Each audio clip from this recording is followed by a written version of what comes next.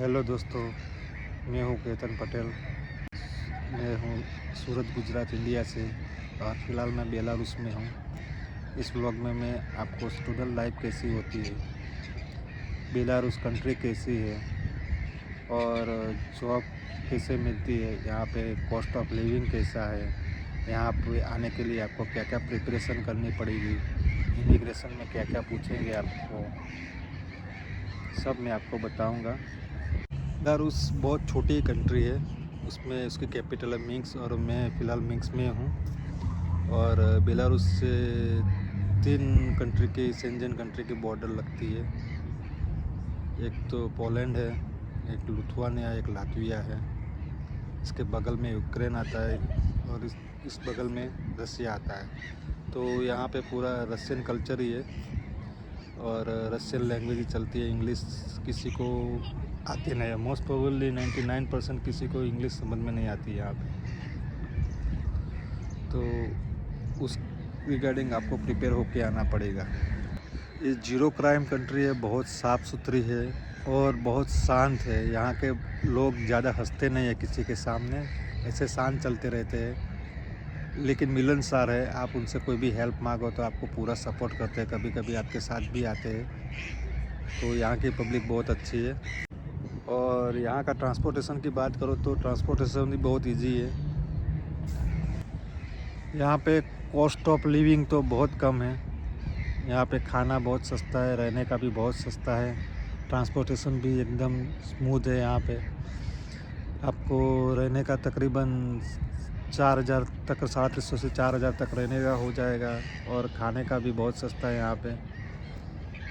तो cost of living यहाँ पे बहुत कम है। यहाँ पे अर्निंग कम होती है लेकिन कॉस्ट ऑफ लिविंग कम होती है, इसीलिए हमारी बचत भी ज़्यादा होती है। जो हम खर्चा करके आते हैं वो तो आराम से आसानी से निकल जाएगा, लेकिन आपको धैर्य रखना है, कोई नेगेटिव बात में नहीं आना है। कुछ ना कुछ मिल ही जाता है यहाँ पे। यहाँ पे आओगे तो आपने जितना खर्चा किया हो तो 1 साल में निकल जाएगा, उससे भी ज़्यादा आप अर्न कर पाओगे।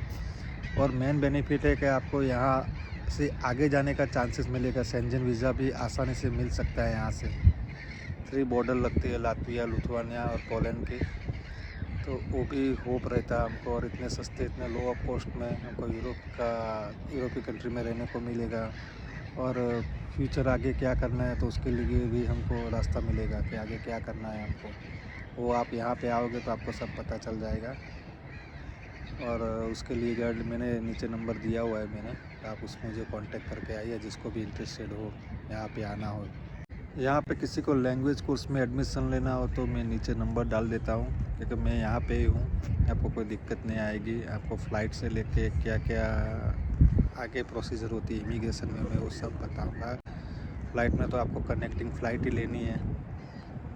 और इमिग्रेशन में आपको लैंग्वेज कोर्स के बारे में पूछते, थोड़ा अपने इंडिया से ही थोड़ा डिफ़िकल्ट होता है। यहाँ पे ज़्यादा नहीं बोलते लेकिन बिठाते ज़रूर है 15-20 मिनट कि आप यहाँ कितने पैसे लेके आए हो, क्या करने आए हो। और इंडिया में तो ख़ास पूछेंगे कि आप लैंग्वेज कोर्स करने जा रहे हो तो लैंग्वेज कोर्स का क्या करोगे।